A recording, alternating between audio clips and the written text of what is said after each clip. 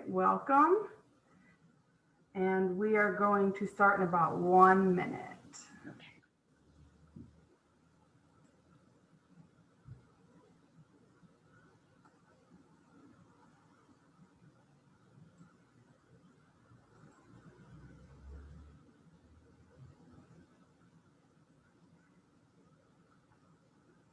Hello, so we have somebody from a college and somebody from a different country. So we have quite an audience. Oh my, that's very exciting. Oh, and we have 2 people, that's right. These are our life members. Very nice. Is it 5? Okay, it's 5. I'm gonna go ahead and turn my video off, but thank you for joining us and welcome to our conference.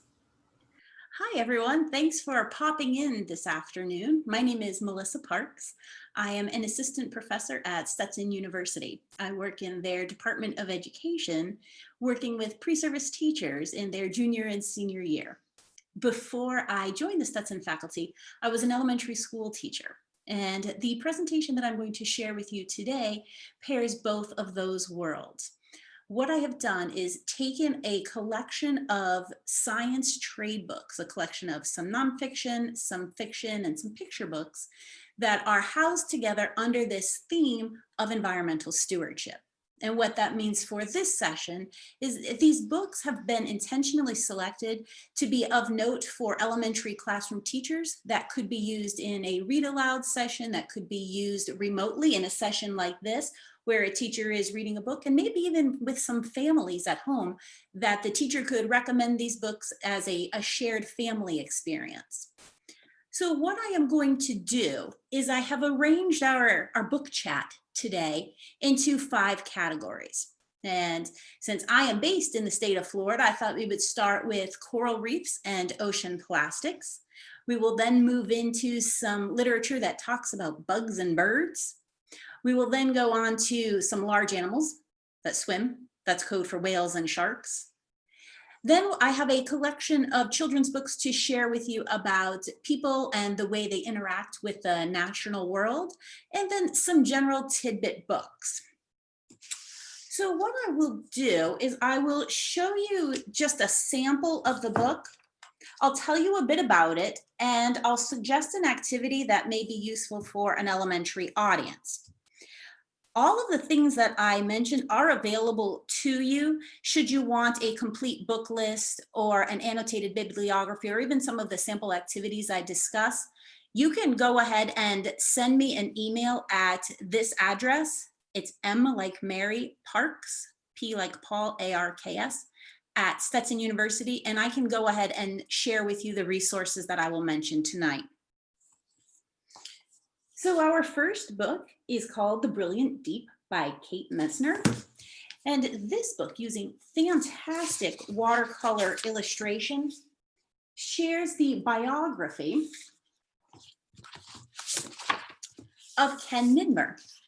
And he is a native of Florida, currently living down in Key Largo. He's the founder of the Coral Restoration Society. And this book walks the reader through his accidental discovery of how staghorn coral polyps can attach themselves to various surfaces, and how they will grow and then ultimately be transported into other parts of the ocean to help produce a nice, healthy coral reef.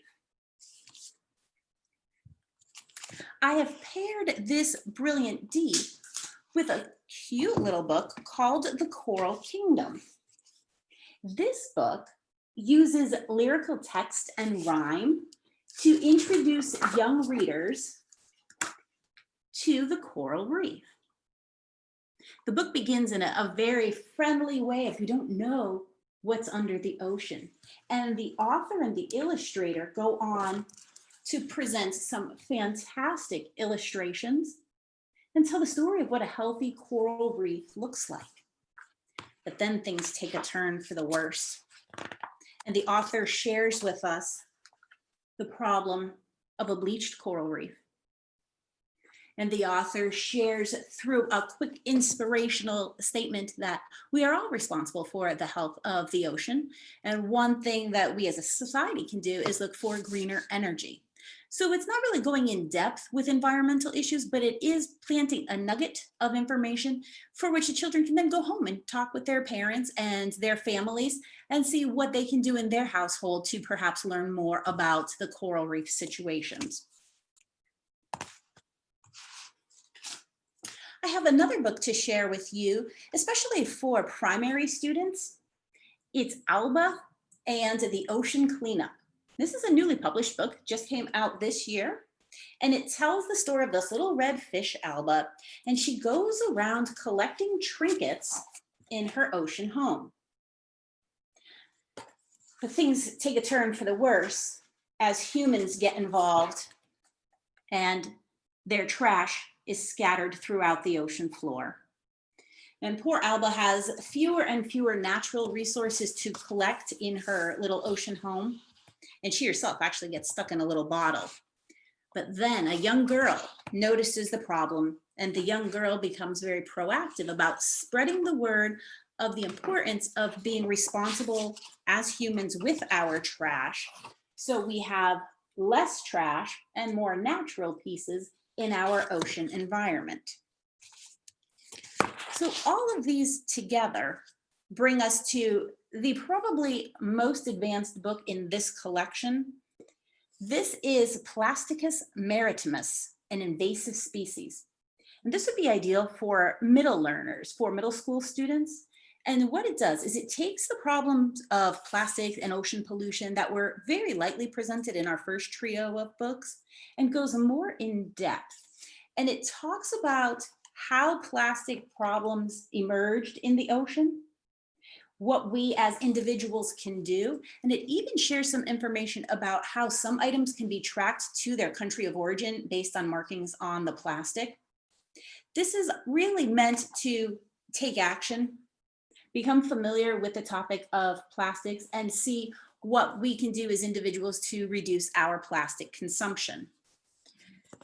So an activity that would work nicely with this is to have students create a plastic awareness in their household. And that could be something as simple as look around the kitchen and look around the bathroom and find that little recycling triangle on the bottom of plastic bottles. Students can then make a graph to tally how many different types of plastic they have in their house. Now, this varies by region, and plastics are not all universally recycled, but some are in some regions. And what students can do is, with the help of their teacher or their adult, learn which number of the recyclable plastics are processed in that area. For example, recently I have just realized that only certain numbers were recycled. And thankfully, if that can be nicely said, most of the plastics in our household are labeled as recyclable, but it's a nice conversation piece to have with students to see what do they have? What is that ketchup bottle in their house? Is it truly recyclable? How does that compare to mom or dad or grandma's coffee container or the creamer the coffee comes in? So it could lead to some nice discussions on this. That could also lead to a little activity that I call the grocery store scavenger hunt, because we know plastic is not just in plastic bottles, but it's also in wrappings and containers. So what students could do with their families is the next time they're at their local grocery store, they could do an I Spy game as they see how much plastic is in the produce section, for example. And the example that comes to mind are the bins of loose apples compared to the pre-bagged plastic apple, or not plastic apples, bags in apples in a plastic bag. So students could have a discussion on, do we really need those pre-packaged apples, or can we just select from the bin? Because if we select from the bin, then reasoning would indicate we are using less plastic, therefore our consumption is less, and we could be acting as environmental stewards. So continuing with our environmental stewards theme, I have a book for primary learners. It's called Pesky Plastic. And this book takes up the idea of Sally Sea Turtle and her friend Pat the Pelican. And their cry is for humans to please help them. They cannot protect their own environment, but they're reliant on humans to do their part. This is a super simple book for primary learners to be introduced to the plastic and other pollution problem. And what the author has done is she's provided a fast fact on each page that can be used to spur discussion, either remotely like this or in a face-to-face classroom or even within families. For example, the first little fast fact that she wrote was that it was in 2013, Americans threw away enough plastic cups, knives, forks, and spoons each year to circle the equator 300 times. And that was in 2013. I don't think I even want to know what it's like at this point. So the idea with this collection is to start conversations. And if we can reach our students, our young learners at an early age, and present problems in a non-threatening way, we've started to have them identify as environmental stewards, people that can go out and do something proactively. These books are kid-friendly. They are not scary. They're not doom and gloom, but they present problems that we can talk about and students can feel successful in. Oh, gotta love the dog. Let me shift gears here. We're going to talk about some bugs. In my time as an elementary classroom teacher, nothing would create more chaos in a classroom than when a bee would fly into the classroom and would be buzzing around the fluorescent lights in the classroom. There's always this fear of, oh, it's going to sting me. And I may be part of the problem. I'm not a fan of getting stung either. But I've got a couple of books to share with you that really show bugs in a nicer, friendlier, kinder, and not as threatening light. I have a biography for you called Small Wonders. And this one begins in a fabulous, engaging way. It tells the story. It's of, who are we talking about? Jean-Henri Freiberg, who was a French entomologist back in the 1800s. And it says, let's see. Once there was a village in the sunny south of France, much like any other village. And I'm going to skip a little bit to say, there was a man that lived in a pink house on the edge of town. Was he a sorcerer? A madman? No one could agree. So with this little hook at the beginning, students are like, oh, what is this?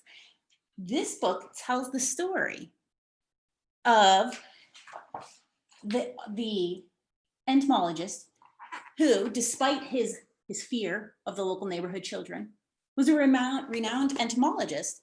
And he was actually visited by the president of France to speak with him about his findings. And this book credits him and says that he was the first person who has been credited with labeling and naming hypermetamorphosis, which is the process that certain bugs go through where they have distinct stages throughout their life and distinct forms. I did not know that until I read this book. One of the advantages of picture books like this is they present information in engaging ways. So it has even our reluctant readers willing to listen and to learn more. And I think that's a pretty cool thing. I'll circle back to the activities that I have paired with this, but I want to introduce you to Evelyn Chessman, the entomologist and bug adventurer. She was the first woman that was charged with being in control of the London Zoo insect house. And that was in the late 1800s, early 1900s. And this, of course, was at a time when women didn't do that kind of thing.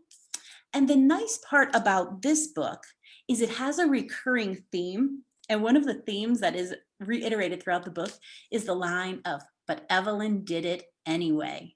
And it shows that nice piece of resilience and grit that we talk about with our students to say, you can do this.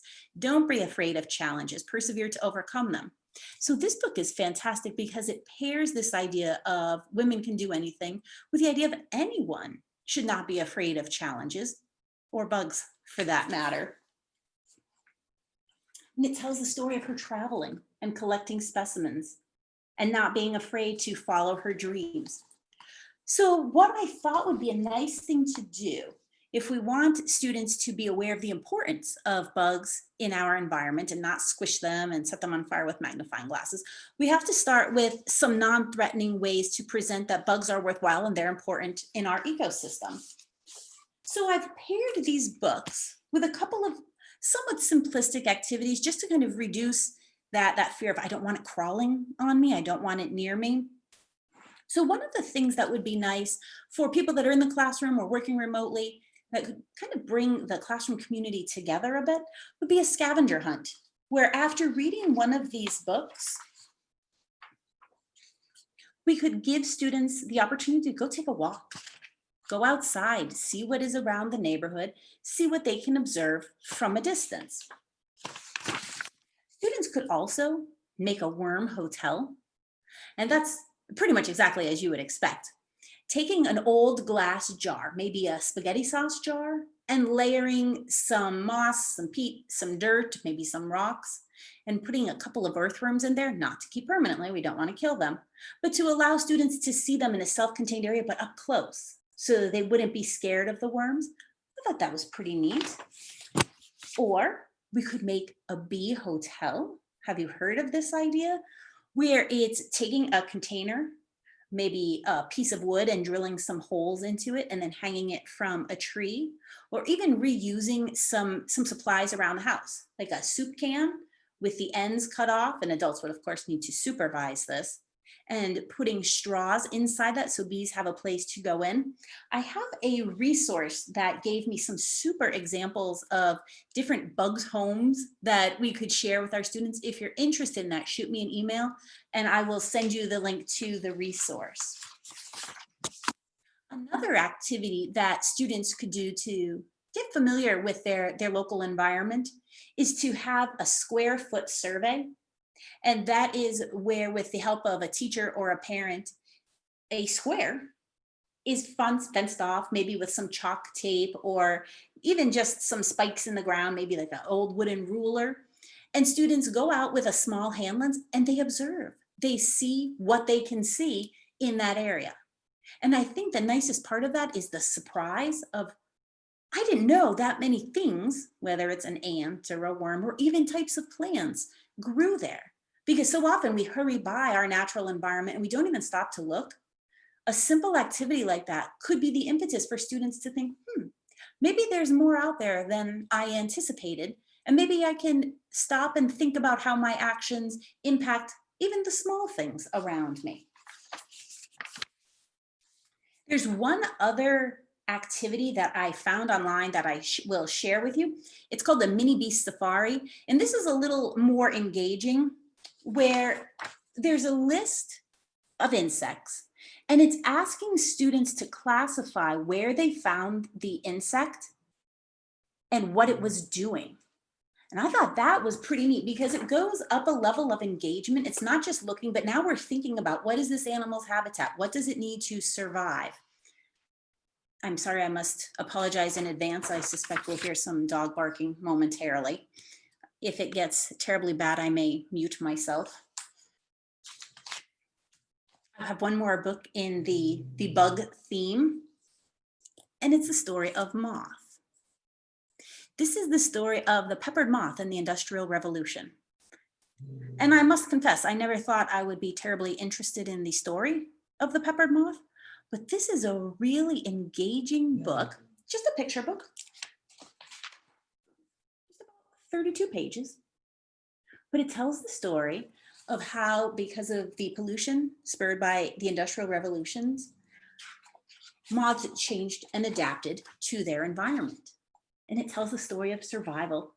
It tells the story of one poor moth getting eaten by a bird, and there's drama and there's intrigue. And then the moth adapts and successfully lives in his environment. And then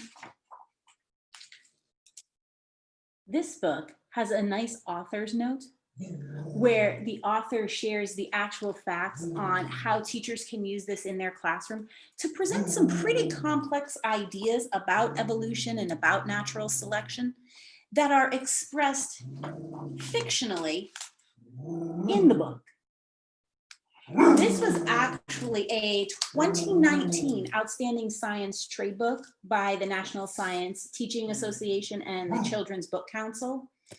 So it is a fantastic book to have as a resource in the classroom or just to check out at the library. I'm going to go back in time a little bit because I had some old books in my collection that I hadn't really seen lately and I hadn't thought about. But as I started to think about this presentation, and I was thinking about our environments in general and the fires that are happening in the West Coast, I thought, I have a book for that. So I want to share two books with you about bugs and birds. The first is Firebirds. And this book tells the story of the importance of wildfires. This is by Sneed Collard III, and you may be familiar with him because he has extraordinary photos in other books. And in this book, he paired with a University of Montana professor to go out and study what happens to a forested area after a wildfire. And he highlights specific species of birds that thrive in the burned out area after a wildfire. And what he does is throughout the book, he has a featured firebird, and he explains what is so unique about this species that those burned out areas are not all desolate and dead, rather they're a new beginning. And I thought that was a nice optimistic spin for students that are struggling to understand how these fires, some wild, some man-made, could have some positive silver linings at the end. Then I have a book called A Log's Life. And it starts off very simply by telling the story of a tree in the forest. There's a thunderstorm, the tree falls down, and the reader thinks, oh, that's so sad, the tree is dead. But it's not dead. It's the new home of different species of animals and of insects. Now, here's the really cool thing about this book. I must show you up close because there's a note from the illustrator. I do hope this is clear on your end.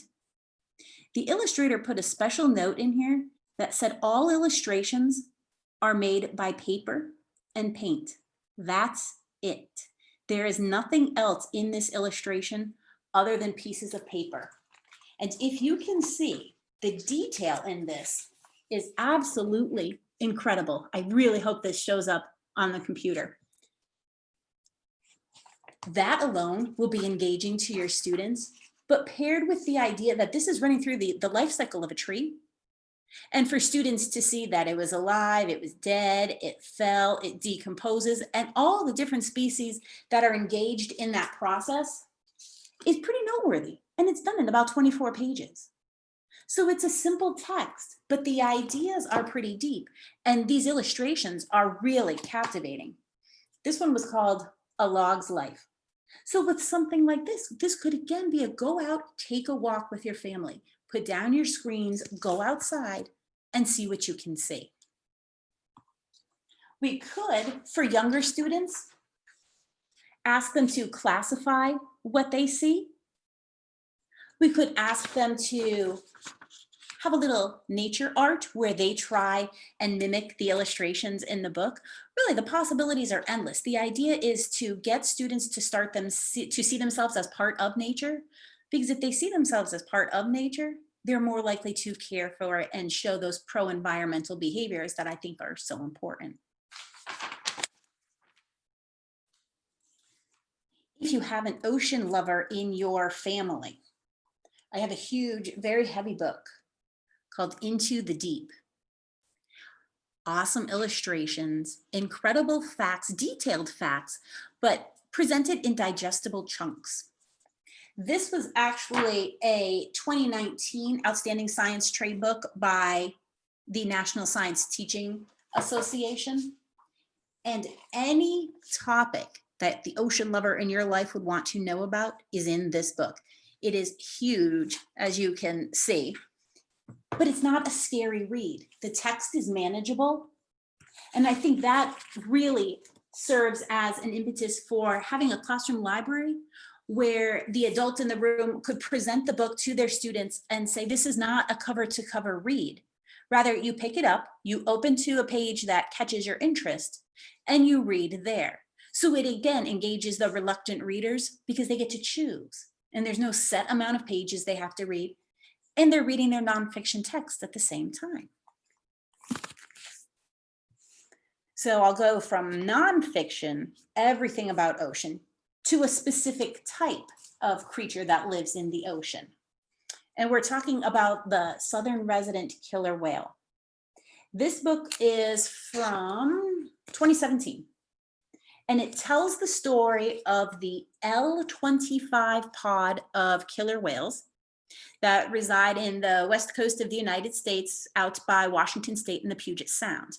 This is a fictionalized version of a real event. And I've got to tell you, it's a bit of a tearjerker. You might want to have a bit of some tissues next to you as you read this. This tells the story of whales that ventured into an estuary off of the Puget Sound and then got trapped there, and they were trapped there for 30 days. And townspeople came out and they tried to figure out a way to help lead these whales back into the Puget Sound where they could then get their food. I won't give it away, but there's a happy ending.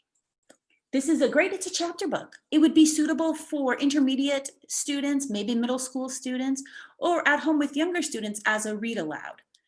Great book to talk about the roles that humans have with killer whales. We could talk about food scarcity. We could talk about pollution, and sound pollution is one of the problems in this book. But it's a fantastic way to, again, open up our eyes to things that exist and struggles that living things have that are not necessarily next door to us.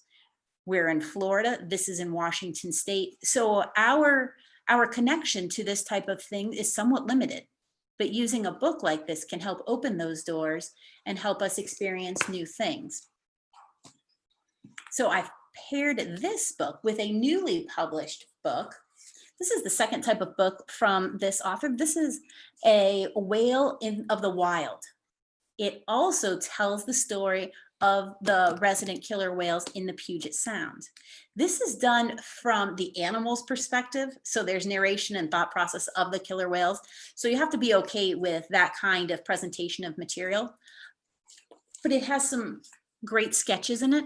The text is readable and it's engaging because there's drama and there's death and there's life and there's happiness, but it's all from the whale's point of view.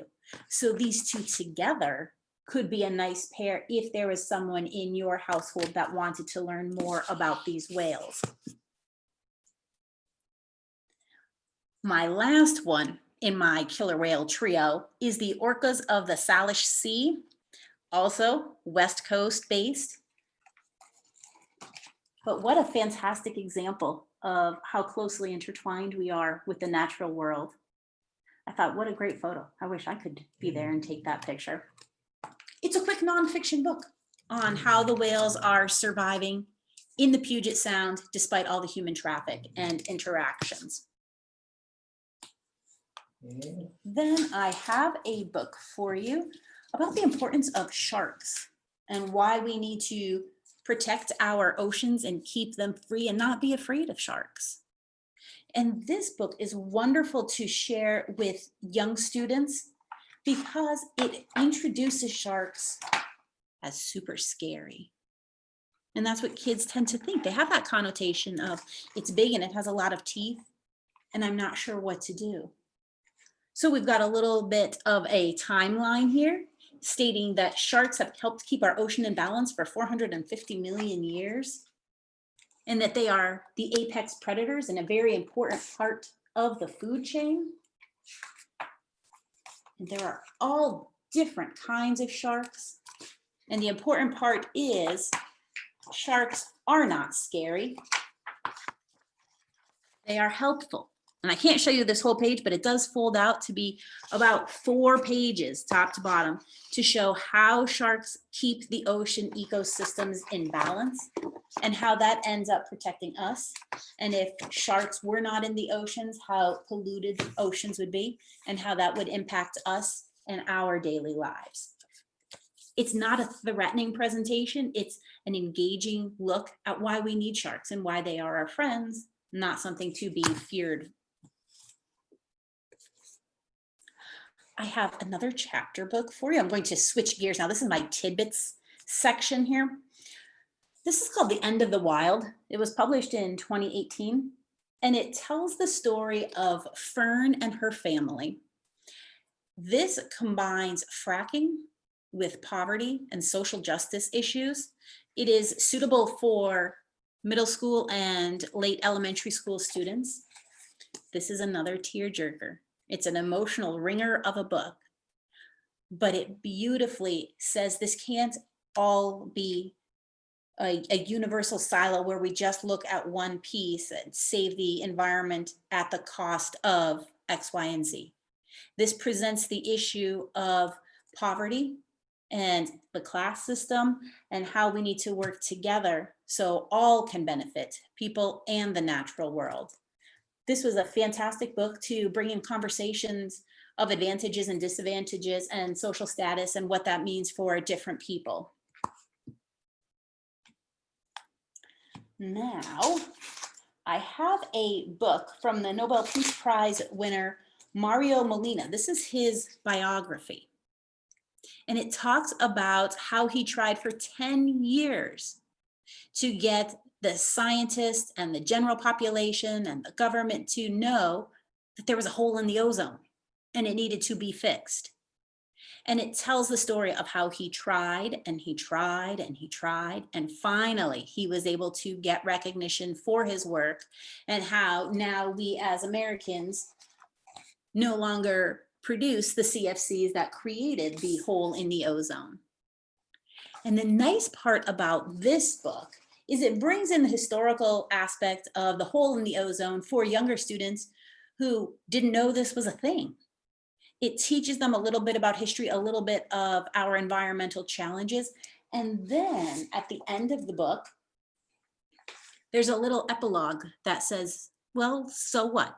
You know, that was old, now he's fixed it, now what? And it talks about issues that we're currently facing with climate change and how one of the mottos of Mr. Molina was to persevere. He's still persevering, because he believed when he was trying to get his word out that there was a problem with the ozone, that he kept trying and he kept trying. And we as a society fix that by reducing our CFCs. He ends on a positive note of saying, yes, there are challenges in our environment now, but we can fix that too. And I thought that was a nice uplifting way to end this story. And I have 3 more for you in my general tidbits area. How about a book on crocodiles? After a Wild Crocodile. It tells the story of a family coexisting with alligators. I'm sorry, crocodiles. Sorry, crocodiles.